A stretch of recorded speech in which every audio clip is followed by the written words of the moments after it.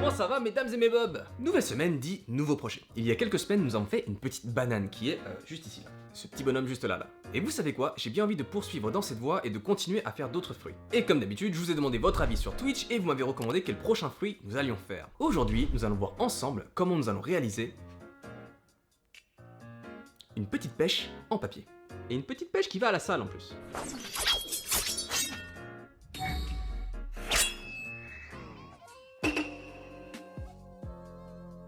Mais en fait, le problème de la pêche, comme je disais, ça va être pour faire la colo. Parce qu'au final, si c'est tout orange, ça va pas être très joli. Il faudrait le faire orange et tapoter du rose dessus. Ça va pas être évident, les gars, à faire. Pour faire notre petite pêche, on part avec une icosphère et je vais d'abord la modeler pour qu'on puisse faire son petit boule. Est-ce que la fente est censée aller genre jusque là? Je crois pas, non. La fente d'une pêche, c'est pas si profond. Ça dépend quelle pêche. Comment je vais faire ça? Est-ce que je vous fais un truc avec des aimants genre et vous pouvez mettre un aimant pour le fermer? Ça sera stylé quand même. On va refermer la pêche ici. Hop. Alors pour le noyal, on va prendre ces facettes là. Hop, on va sortir ça sur le côté. Et cette face là va être jaune. Donc là on a la pêche et on avait notre petite banane. Donc la petite banana, on va récupérer ses petits yeux.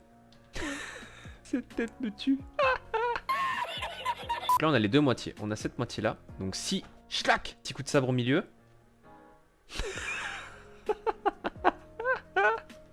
ça peut le faire, ça peut le faire. Il y a un petit truc,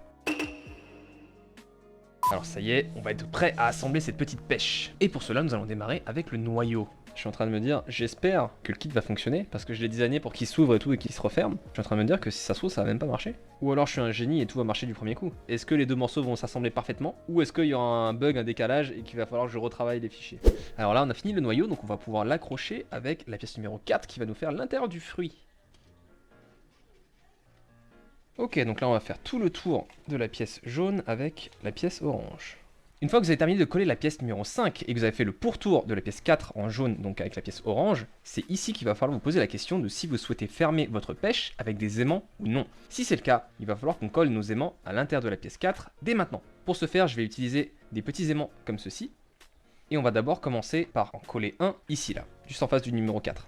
Et pour ce faire, je vais utiliser un peu de super glue je pense. Et d'ailleurs, je vous recommanderais certainement d'utiliser de la super glue en gel et non de la super glue liquide. Parce que j'ai peur que si on utilise de la glue liquide, le papier qui est relativement fin ici risque d'absorber la colle et ça va vous faire une tache pas très jolie de l'autre côté quoi. Donc pas besoin d'en mettre 3 tonnes non plus.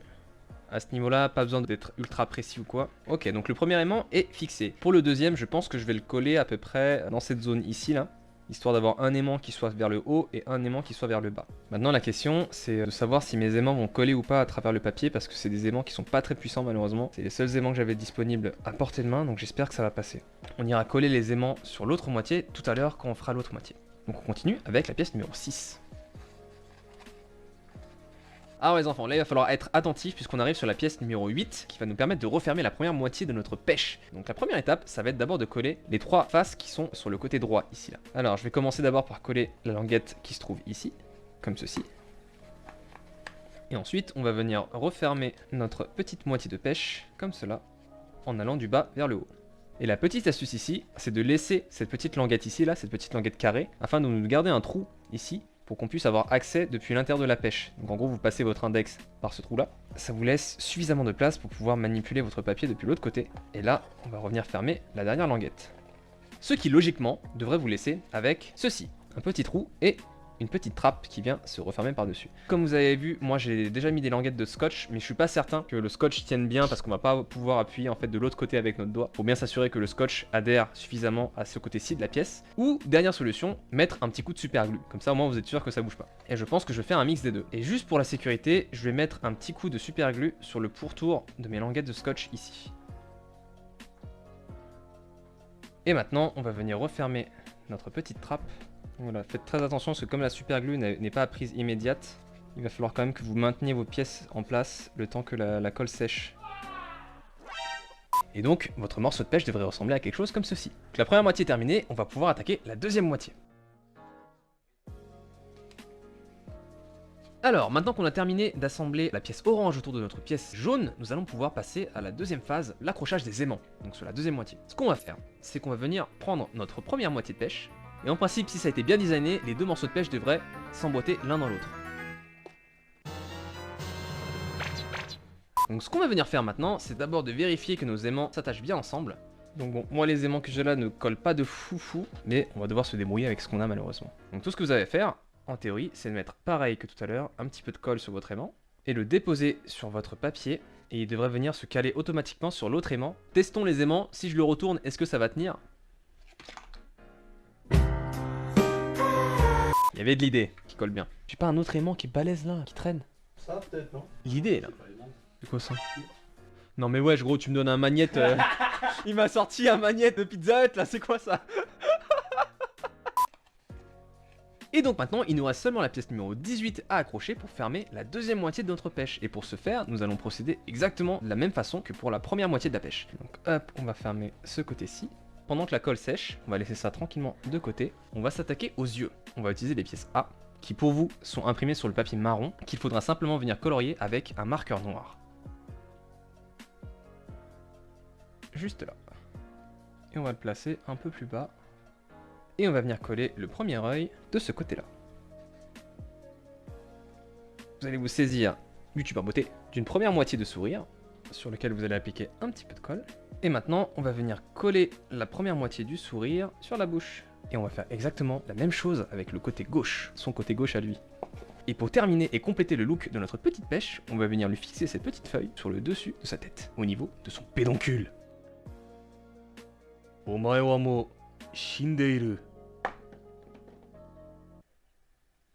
Putain, tout à l'heure il voulait pas tenir debout, là je lui mets un coup de ciseau et il reste en entier. Il se fout de moi. Hein. Là je me tâte, je me dis est-ce que ça vaut le coup qu'on sorte les pinceaux là et qu'on essaie de la peindre? Est-ce qu'on laisserait pas le papier comme ça en fait? Je pense qu'on va rester là, c'est pas mal comme ça. Soyons pas trop gourmands.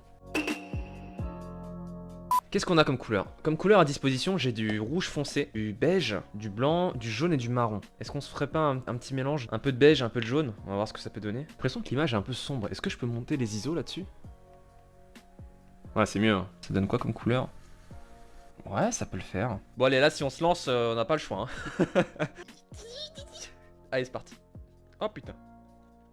Un peu de contouring là. Il faudrait même une petite éponge en fait. Est-ce que j'ai ça? Plutôt que d'aller au pinceau, je vais y aller avec ça.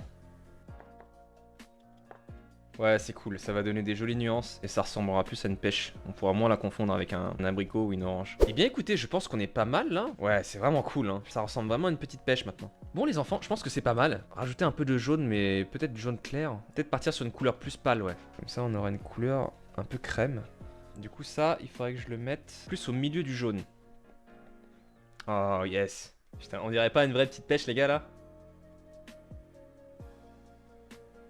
Je me tâte même à rajouter un peu de rouge. Je vais juste faire très attention à pas en mettre beaucoup parce que sinon ça va être ultra agressif. Donc bien éponger. La couleur rouge foncé elle rend bien, sauf que là quand je l'estompe ça fait un espèce de rose violet donc je suis pas fan du tout. Bon, on va essayer de rattraper la bêtise qu'on vient de faire. Et limite maintenant qu'il y a le orange par-dessus le rose, ça donne le petit côté foncé qu'on cherchait quoi. Repartons sur le rouge et par-dessus on va mettre des petits coups de orange pour rattraper ça. C'est pas mal ça. Maintenant qu'on a mis le rouge rose, on va faire un petit passage avec du orange par-dessus. C'est vraiment pas mal là, putain ce dégradé, je suis en train de kiffer les gars. On va se focaliser un peu sur l'intérieur. De ce que je vois, l'intérieur de la pêche, il y avait un petit peu de rouge autour du noyau.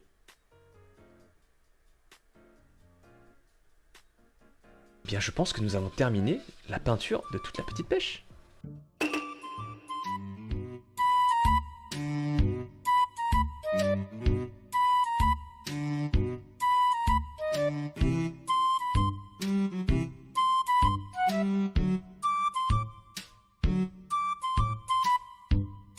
Donc voilà, je trouve que personnellement, on a fait un super taf au niveau de la peinture parce qu'au début, c'est vrai que ça aurait été dommage en fait de laisser la pêche avec le papier simplement orange, puisque déjà de 1, on va dire un abricot, et de 2, ça ressemblait pas totalement à une pêche. Le fait d'être parti sur de la peinture et d'avoir mis ces petites touches, je trouve que ça complémente vraiment le look total de la pêche et que ça la rend encore plus mignonne comme ça. Puis même le simple fait qu'on puisse l'ouvrir, jouer un petit peu avec et révéler la surprise qui se cache à l'intérieur, je trouve que c'est quand même assez cool. Maintenant, la première question que j'ai à vous poser c'est, est-ce que vous avez la banane ou est-ce que vous avez la pêche? Et la deuxième question que j'ai pour vous, c'est de me dire en commentaire quel fruit vous aimeriez qu'on fabrique la prochaine fois. Et cet atelier est maintenant terminé. Comme d'habitude, n'hésitez pas à nous laisser un petit pouce bleu, à vous abonner et surtout à venir nous suivre sur Twitch où on fait des lives de modélisation 3D et les assemblages en direct. Donc ratez pas ça les gars. Et en attendant, je vous dis à très bientôt et on se retrouve pour le prochain atelier. Allez, ciao ciao.